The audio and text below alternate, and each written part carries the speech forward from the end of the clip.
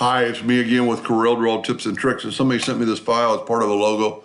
We both took out the name of the company. It's a pretty neat logo, but it is a bitmap, and this might even engrave. I mean, it is pretty fuzzy, but she tried tracing it and it just didn't come out. And you can tell it's a bitmap. It's only 300 dots per inch. But anyway, let's put it in the center of the page.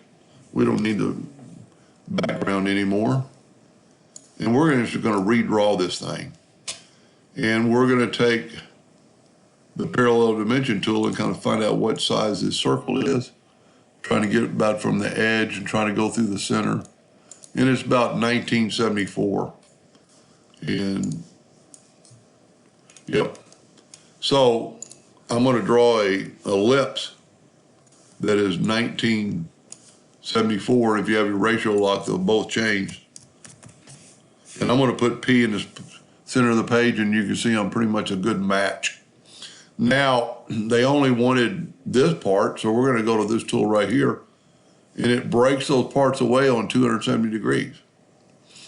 Now, take the artistic media tool. I can see that these things go down to a stretch. So pick the one right here that's in the middle and click on your, you know what, for just a second, I'm going to have to move it out of the way so I can see it. Let me set my nudge factor on 20 inches, 22 inches. And let's set this out of the way for a second. And take your artistic media tool and touch on that line, but it doesn't change, so you need to go here. And then I'm going to say like 0.2, not enough, 0.5, not quite enough, 0.7. And I'm going to make it in yellow. So now I'm going to hit P, put it in the center of the page. And you can see we kind of, without moving a little bit, no, we're pretty close. We're just not as thick as we should be. So we can make it thicker and then make it smaller. Make it not quite as thick, but I'm going the wrong way. We were like, can't remember what it was, 0.2, no, 0.7.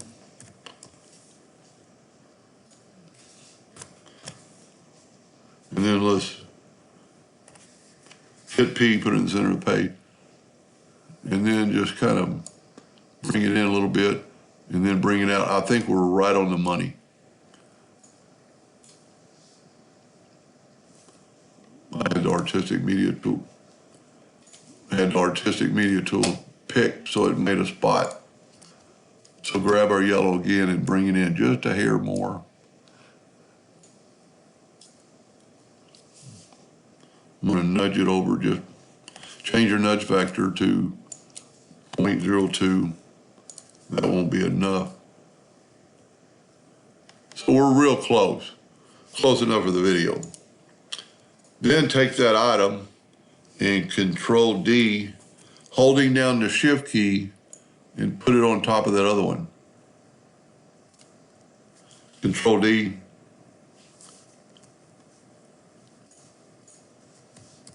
It didn't work. I was holding down the Shift item when I Control D'd it. I didn't make a duplicate. Control D, hold down the Shift key, bring it in, Control D, Control D, Control D, Control D. I'm going to call that good enough for the video. Let's see if we can't grab the entire black thing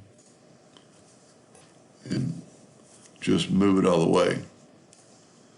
Now I'm going to turn this black. Now, for safety purposes, I don't know if this even matters, but I'm going to left click, right click, and I'm going to go up to object and break this object apart. And I really probably should have done this at first. We've got a center line.